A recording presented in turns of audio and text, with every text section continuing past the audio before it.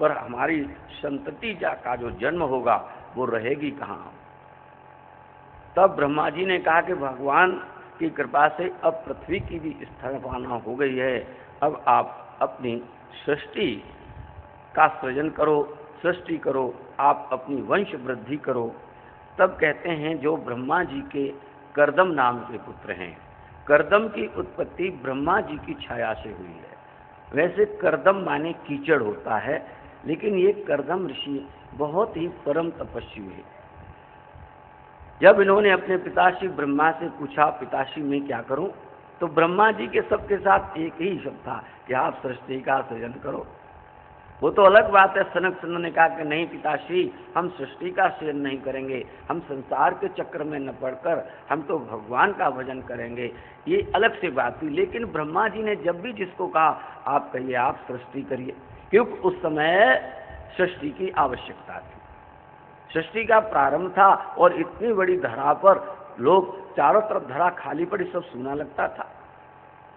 और कई जगह आप देखते हैं हमारे देश में तो बहुत संख्यक जनता है, तो हम कहते हैं सृष्टि कब हो हमारे यहाँ। लेकिन आप रूस में चले जाइए तो रूस के लोग ये कहते हैं कि नहीं हमारे यहाँ सृष्टि होनी चाहिए।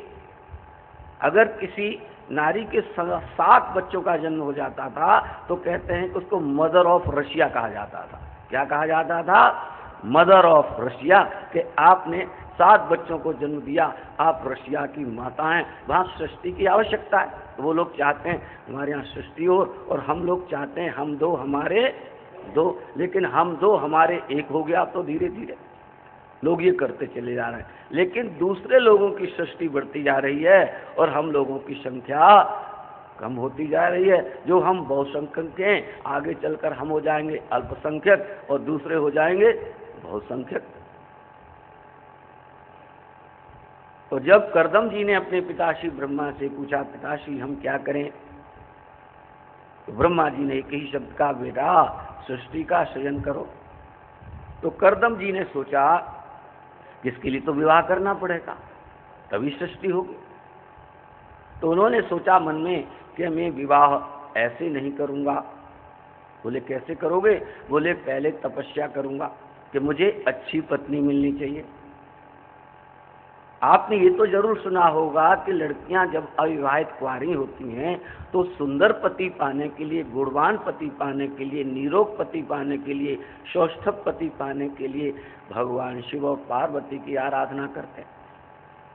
भला आपने ये कभी नहीं सुना होगा कोई पति ऐसा सोचता हो कि मैं सुंदर, लेकिन हाँ जब देखते हैं तब ये जरूर देखते हैं कि जिससे हम विवाह करने जा रहे हैं वो सुंदर, पर वो साधना नहीं करते लोग कि मुझे अच्छी पत्नी। पर ये देखो कथा प्रसंग है और ये सतयुग का प्रसंग है और सृष्टि का प्रथम ऐसा ये संत है, ब्रह्मा जी का पुत्र है, जो ये कहता है कि मैं शादी ऐसे नहीं करूंगा। बोले कब करोगे? मैं तपस्या करूंगा।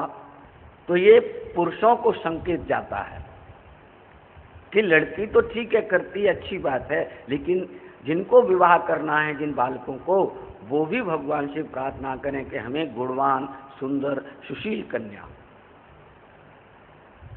अगर कहीं आत्मदेव को जैसे धुंधली मिल गई तो बड़ा गड़बड़ हो गया था, आपने सुना था, धुंधकार मच जाता है, चारों तरफ हल्ला मच जाता है।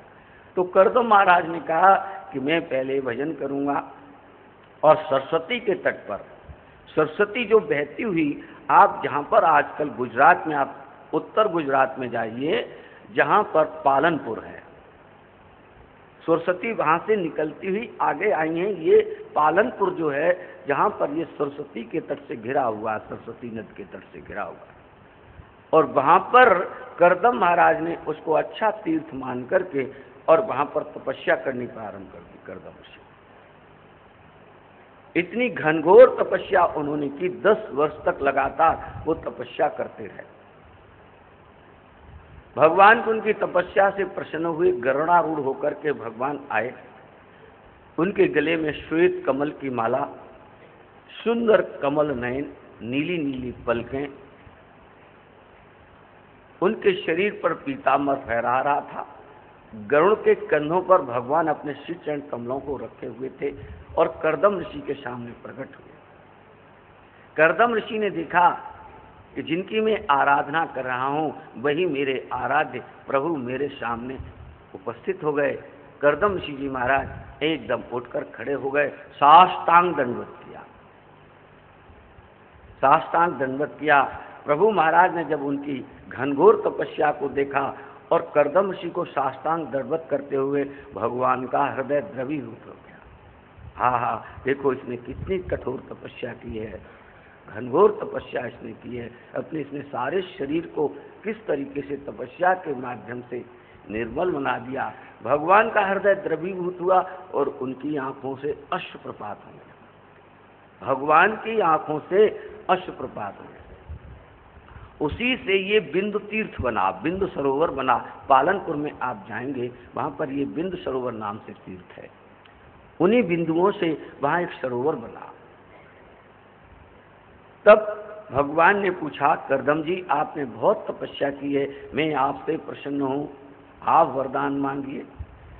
लेकिन भगवान का दर्शन पा करके मनुष्य अगर कोई संसार की कामना से जब प्रार्थना करता है, लेकिन जब भगवान का दर्शन होता है तब उसने जो संसार की कामना के लिए तप किया, फिर वो उसे बड़ी छोटी लगने लगती है। हाय रे हाय, मैंने ये क्या मांग लिया। कल्प वृक्ष के नीचे बैठकर अगर कोई व्यक्ति कहे कि मुझे कौड़ी मिल जावे, तो लोग उसे क्या कहेंगे? बुद्धिमान कहेंगे?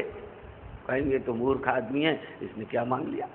भगवान का दर्शन ऐसा है, भगवान का स्वरूप ऐसा है, भगवान का रूप ऐसा है, एक बार जो उन्हें देख लेता है फिर दूसरी चीज देखने का मन ही नहीं करता। श्री सूरदास जी महाराज के जीवन में ऐसा प्रसंग आता है। श्री राधा कृष्ण भगवान ने उन पर कृपा की और एक बार उनके सामने प्रकट हुए। तब श्री राधा रानी ने कहा कि ये हमें और आपको देख कैसे पाएंगे। उनके आंखों पर राधा रानी ने जैसे ही अपना हस्त कमल स्पर्श किया, उनकी नेत्र ज्योति आ गई। सूरदास जी की नेत्र ज्योति जब प्रकट हो गई, वही आंखों से श्री राधा कृष्ण अपने युगल सरकार प्रिया प्रीतम को उन्होंने निहारा, बड़े खुश हुए, आनंदित हुआ। युगल सरकार ने कहा, सूरदास जी हम आपसे बहुत प्रसन्न हैं, बोलो आप क्या मांगते हो। आहा, सूरदास जी धन्य हैं, आप कभी उनकी बात को श्रवण करें। वो कहते हैं कि महाराज एक ही वरदान मुझे दीजिए, जैसे पहले मेरी आंखें थीं वैसे ही आप कर दीजिए।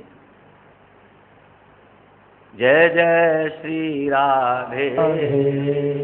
समझे आप?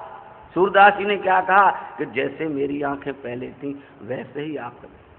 श्री राधा रानी बोले, अरे सूरदास जी आपने क्या मांगा? बोले हाँ, मैं हूँ कि मेरी आंखें जैसे पहले थी। बोले ऐसा क्यों चाहते हैं? लोग तो आंखें चाहते हैं, लोग ऑपरेशन करा लेते हैं, लेजर से करा लेते हैं, चश्मा हटवा लेते हैं, बहुत कुछ करते हैं दुनिया के लोग, और आपको नेत्र ज्योति मिली, आपकी आंखें ठीक हो गई और आप चाहते हैं कि मेरी आंखें जैसे पहले थी वैसे ही हो जाए। बोले हाँ प्रभु, मैं यही चाहता। बोले ऐसा क्यों चाहते हैं? कि जिन नैनों से मैंने आंखों से आपके रूप माधुरी को जो देख लिया, इसके अतिरिक्त मैं चाहता हूं अब मैं और किसी को कभी न देखूं, इसलिए मैं चाहता हूं कि मेरी आंखें जैसे पहले थी आप वैसे ही कर दीजिए। ये भगवान के रूप माधुरी का ऐसा फल होता। तो करदम महाराज ने कहा, प्रभु कब मैं क्या कहूं आपसे, मैंने मूल रूप से अच्छी पत्नी प्राप्त करने के लिए आपकी तपस्या की है, आपका भजन किया है, इसलिए मुझे अच्छी पत्नी मिली। भगवान ने कहा एवमस्तु, ऐसा ही आपका होगा। मनु महाराज और शत्रुपा के माध्यम से उनकी पुत्री देवहूति है और देवहूति का विवाह आपसे होगा और वह कन्या परम गुण वाली है, मनु महाराज की है। शत्रुपा उनकी माता है, परम गुण वाली, परम रूप सौंदर्य वाली वो लड़की है आपका विवाह से। और वो अगर विवाह कराने के लिए आपके आप पास आए तो मना नहीं करना, ना नुकर नहीं करना। कभी कभी अब आप देखते हैं हमने शादी नहीं करनी, हमने शादी, बच्चे कहते नहीं नहीं अभी नहीं, मन में चाहते हैं, मन मन भावे और मुड़ी हिलावे, ऐसी लोगों की कहावत है। मन में तो चाहते हैं शादी हो जाए और मम्मी पापा कहते हैं नहीं नहीं अभी नहीं करनी, और हो जाता तो कोई मना करता है? कोई करता है? नहीं करता। खुश होते, वाह हमारी आनंद हो गया। तो ठाकुर जी ने कहा अगर वो लोग आएंगे लड़की को लेकर तो तुम मने मत कर देना, कहीं तुम संकोच में आकर मने कर दो कि ये राजकुमारी है, आप तपस्वी हैं, फक्कड़ हैं, आपके पास तो कुछ है ही नहीं, कुटिया है और नदी के किनारे। देखो एक चीज समझने वाले का, पहले बड़े बड़े राजाओं की जो पुत्रियां होती थीं वो ऋषियों का चुनाव करती थी। ऋषियों का अर्थ होता है जो तपस्वी होते थे, संस्कारवान होते थे, चरित्रवान होते थे, भगवत भजन किया करते थे। पहले की लड़कियों वो भी क्योंकि भगवत भक्ता होती थी इसलिए ऋषियों का चुनाव होता था। उस काल में जितने भी लोग थे सब ऋषि रूप से ही रहते थे, भजन करते थे, आनंद करते थे। तो परम प्रभु परमात्मा ने कहा कि अच्छा अब मैंने तुम्हें आशीर्वाद दे दिया और अब मैं जा रहा हूँ। भगवान वहां से अंतर्ध्यान हो गए, गरुणारूप भगवान जो आए थे वो चले गए। बोलिए गरुण प्रवेश भगवान की जय, गरुणध्वज भगवान की जय। जय जय श्री राधे। उसके बाद में जब भगवान चले गए तो दूसरे दिन उन्होंने देखा कि मनु महाराज अपनी ब्रह्मा जी से चर्चा हुई कि महाराज इस पुत्री का हम विवाह कहाँ करें, आपकी ये पौत्री है, इस पौत्री का विवाह कहाँ किया जाए। तो ब्रह्मा जी ने कहा अरे भाई कर्दम से आप विवाह, देखो कर्दम का भी जन्म ब्रह्मा जी से ही हुआ है, पर ये सब मानसिक सृष्टि है, मन से। भगवान ब्रह्मा की छाया से कर्दम का जन्म हुआ है, नारद का जन्म भी ब्रह्मा के हृदय से ही हुआ है।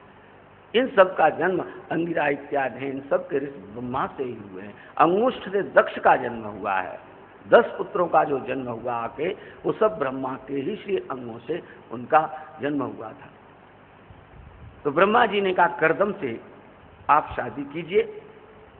मनु महाराज अपनी पुत्री देवहूति को लेकर के कर्दम ऋषि के आश्रम में पहुंचे और कर्दम ऋषि ने देखा कि मेरी होने वाली पत्नी है और ये इनके पिता और माता हैं।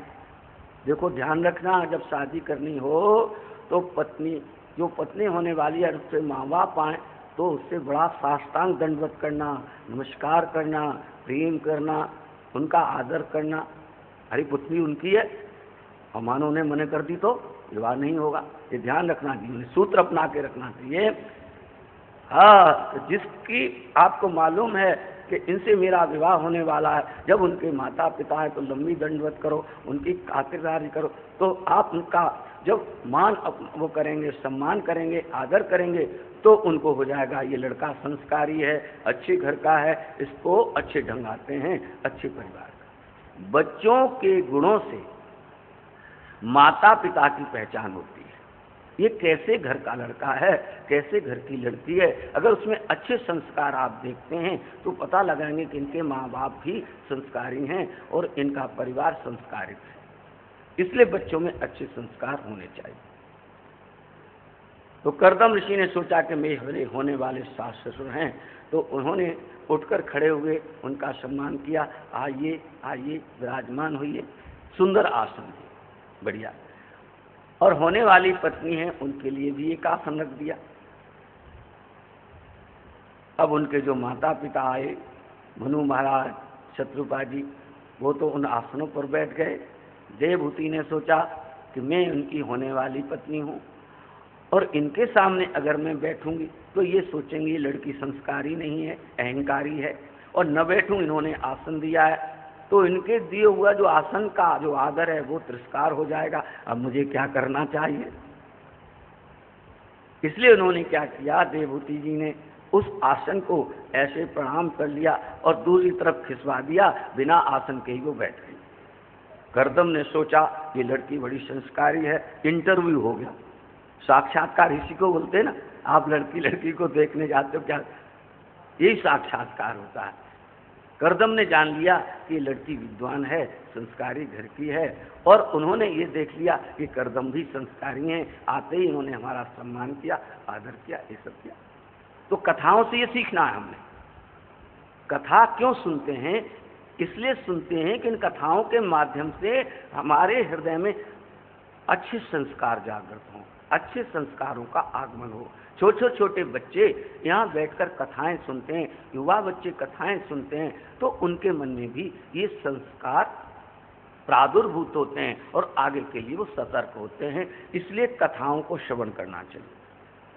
और कथाएं भी तथ्यपरक कथाएं आपके सामने होनी चाहिए।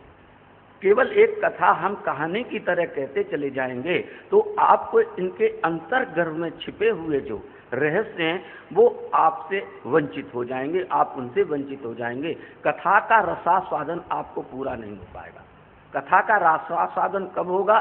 जो शास्त्र में छिपी हुई अंतर कथाएं हैं, जो रहस्य हैं, वो आपकी समझ में आने, उनको खोला जाए, रहस्यों को, उन भेदों को खोला जाए, तब आप उसका आत्म साक्षात करेंगे, तब आप आनंद में भर जाएंगे। तब मनु और शत्रुपाजी ने आग्रह किया कि महाराज ये हमारी पुत्री है और हम ये पुत्री आपको समर्पित करना चाहते हैं। कर्दम जी ने थोड़े संकुचित हुए, लेकिन भगवान की बात याद आ गई कि तुम नानु मत करना, नानुकुर मत करना, नहीं तो गड़बड़ हो जाएगी। उन्हें वो बात याद आ गई। उन्होंने कहा ठीक है महाराज, आप तो राजा महाराजा हैं, मैं तो एक तपस्वी हूँ, पर आप अपनी कन्या को मुझे समर्पित करना चाहते हैं तो मैं से स्वीकार करता हूँ। जय जय श्री राधे श्याम। ऐसा कहकर मनु महाराज और शत्रुपा अपनी पुत्री को कर्दम ऋषि महाराज को समर्पित करके अपने घर आ गए। देवहूति महाराज कर्दम के साथ उनकी कुटिया पर निवास करने लगे। आप इन चरित्रों के माध्यम से कभी श्रवण करें। देवहूति एक राज की राजकुमारी है, कितनी सुख सुविधाओं में रहने वाली है। और तपस्वी कर्दम महाराज, तपस्वी साधुओं के पास कोई विशेष साधन नहीं होते जो तपस्वी साधु। ये आप आश्रमों में जो संसाधन देखते हैं वो भी भक्तों के ही कृपा से आते हैं। महाराज एसी लगवा दो, वो जानते कि हम एसी लगवा देंगे, जब आएंगे तो एसी में हम रहेंगे। अब वो कहते हैं महाराज हमें एसी की सेवा दे दो, हम एसी लगा देंगे। हम समझते सब हैं, लेकिन कभी कभी हम भी लेट जाते हैं। तो कहने का तात्पर्य है कि ऋषि मुनि साधु संत तो तप करते हैं, तपस्याएं करते हैं, इन चीजों से दूर रहते हैं, इनसे वो विमुख रहते हैं, अपना भजन करते हैं, नाम जप करते हैं, साधन करते हैं। कभी कभी महात्माओं के पास लोग बड़ी बड़ी अच्छी गाड़ी देखते हैं, मर्सिडीज गाड़ी देख ली, और गाड़ी आजकल ऑडी की गाड़ियां आ रही हैं, बड़ी बड़ी गाड़ियां आ रही हैं, देखते हैं। तो जो आम आदमी कहता अरे देखो बाबा इतनी बड़ी गाड़ी में घूम रहा है, पर उसे ये नहीं मालूम कि बाबा के पास तो कखरी नहीं है भाई, ये किसी भक्त ने उसको दी है। तो हम कोशिश करते हैं, हम भी, हमारे पास भी बच्चे आते हैं कि महाराज आप ऐसा वाहन रखो, ऐसा रख। हम कहते नहीं बाबा, जैसी दुनिया है हमें वैसा ही रहने दो। तो लोगों की आंखों में हम लड़ेंगे नहीं, और हम भी किसी अच्छी गाड़ी में बैठकर जाएंगे तो लोग पता नहीं क्या क्या कमेंट्स करेंगे, क्या क्या कहेंगे, फब्तियाँ कसेंगे। तो भाई ये समझदारी का खेल है। लेकिन बड़े बड़े महापुरुष ऋषि के समान राजऋषि होते हैं, उनका भाग्य प्रारब्ध, उनकी तपस्या ऐसी है कि बड़े बड़े सेठ साहूकार उनके सामने हाथ जोड़े खड़े रहते हैं। महाराज आप आज्ञा करिए, महाराज हमारी ये चीज़ स्वीकार कीजिए, हम धन्य हो जाएंगे अगर आप ये चीज़ हमारी स्वीकार कर लें। देवहूति उसको कहते हैं कि जो समस्त देवताओं का आवाहन करके अपने हृदय में उनको बुला लेती है, उसको देवहूत कहते हैं। देव आहूत, जो देवताओं को बुला लेती है अपनी तपस्या के बल से, अपने सतीत्व के बल से, जो देवताओं को अपने हृदय में बुला लेती है, अपने पास बुला लेती है, उसको देवहूति कहते हैं। ऐसी देवहूति जब दोनों पति पत्नी एक साथ विराजमान हुए, वार्तालाप हुआ, कर्दम ने कहा कि देखो मैंने आपको पाने के लिए तपस्या की थी, शादी के बाद फिर क्या होता है, संतान का जन्म होता है। शादी के बाद संतान का जन्म होता, ये क्रम है। तो कर्दम ऋषि जी ने कहा कि देवी हमने आपको पाने के लिए भी तपस्या की, अब हमारे घर में संतान हो इसके लिए भी मैं तपस्या करूंगा। देखो आप देखिए, घर में अच्छी संतान हो इसके लिए मैं तपस्या करूंगा, मैं भजन करूंगा। देवहूति ने कहा ठीक है प्रभु, मैं आपकी सेवा करूंगी, मैं आपकी सेवा करूंगी। और यही हुआ। कर्दम महाराज तपस्या में उसी सरस्वती बिंदु सरोवर के तीर पर तपस्या में रत हो गए, घनघोर तपस्या मंत्र का जाप करने लगे। और देवहूति जो एक राजकुमारी थी, उनके माता पिता ने भी कोई, उन्होंने सारे दहेज को मना कर दिया। देवहूति ने कि हे पिताश्री, मैं एक ऋषि की पत्नी हूँ, मैं इन चीज़ों का मैं यहाँ क्या करूँगी कुटिया में रहकर, मुझे आपका ये दिया हुआ धन मुझे कुछ नहीं चाहिए, जैसे मेरे पतिदेव हैं मैं वैसे ही रहना चाहती हूँ। और देवहूति उनकी तपस्या करती, आश्रम में और लोग थे, झाड़ू बहारू लगाना, ये करना, कोई भी और आगंतुक है उनको भोजन प्रसाद कराना, ये सब कराना। तो धीरे धीरे उस सेवा के कारण कभी अपने बालों को भी नहीं सुलझा पाती थी, उनकी भी बड़ी बड़ी जटाएं बन गई देवहूति की। एक तपस्या करता है, और जो तपस्या करता है आप उसकी सेवा करते हैं, तो आपकी उससे भी बड़ी तपस्या हो जाती है।